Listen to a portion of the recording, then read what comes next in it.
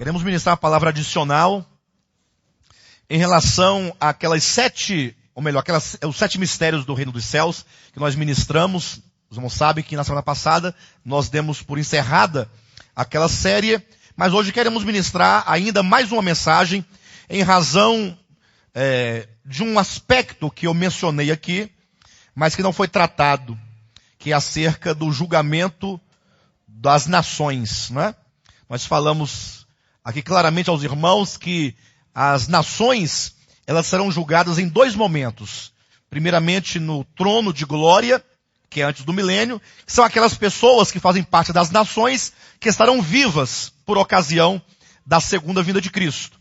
Entretanto, aquelas pessoas que faziam parte das nações, que por ocasião da segunda vinda de Cristo estarão mortas, serão julgadas somente depois do milênio, por ocasião do juízo final chamado o juízo do grande trono branco. Está aqui no capítulo 20 de Apocalipse. Quero que você abra sua Bíblia e acompanhe conosco esta leitura. Capítulo 20, a partir do versículo 11, diz assim: Vi um grande trono branco, e aquele que nele se assenta, de cuja presença fugiram a terra e o céu, e não se achou lugar para eles. Vi também os mortos, os grandes e os pequenos, postos em pé diante do trono.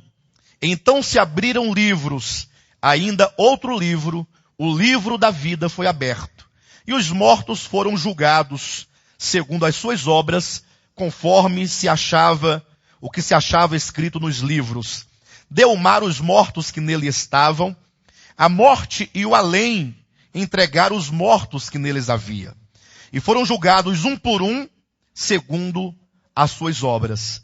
Então a morte e o inferno foram lançados para dentro do lago de fogo. Esta é a segunda morte, o lago de fogo. E se alguém não foi achado inscrito no livro da vida, esse foi lançado para dentro do lago de fogo. Amados, essas palavras aqui, eu me recordo quando eu era criança, e eu era criança, hoje eu tenho 40 anos de idade, eu não entendi qual foi o sorriso seu. Tem muitos anos, né? Eu me recordo quando eu era criança, eu fazia parte da Igreja das Assembleias de Deus. Ah, tá, você lembrou, né? Então tá bom.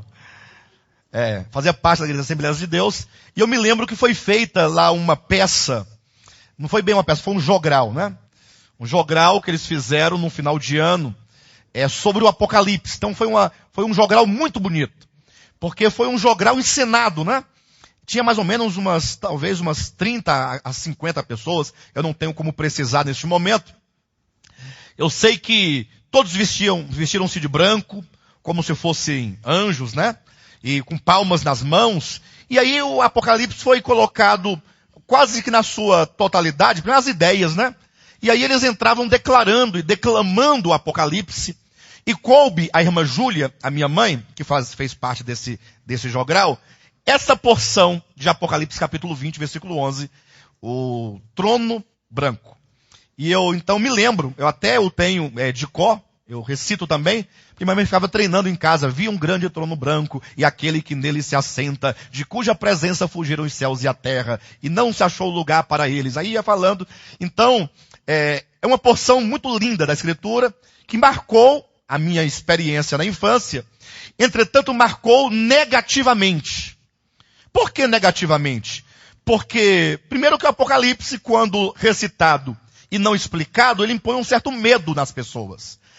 Vê-se geralmente o Apocalipse como não um livro de revelação da vitória do Cordeiro e de sua igreja, mas um livro de assombração.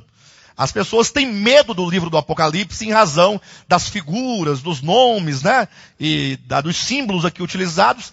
E essa porção, então, fala sobre o juízo final. Então, quando fala de juízo final, todo mundo se espanta. E sobretudo porque nesse texto faz referência à segunda morte, que é o lago de fogo. Diz assim: então a morte e o inferno foram lançados para dentro do lago de fogo. E se alguém não foi achado inscrito no livro da vida, esse foi lançado para dentro do lago de fogo, a saber, a segunda morte. Então, gera-se um certo temor Então, em razão dessa peça, desse teatro, ou desse jogral que foi feito na minha infância, onde eu congregava, esse texto me marcou negativamente. Até que com os anos, eu fui crescendo, e fui estudando a Escritura, e hoje esse texto não chega ao meu coração, mas com nenhum receio. Pelo contrário, ele chega a mim como sendo um texto de grande esperança. E um texto não somente de esperança, mas um texto que, sobretudo, revela o caráter justo de Deus. Esse texto, então, revela o caráter amoroso de Deus, o caráter bondoso de Deus, o caráter de um Deus que não é o Deus dos evangélicos, que não é o Deus dos cristãos,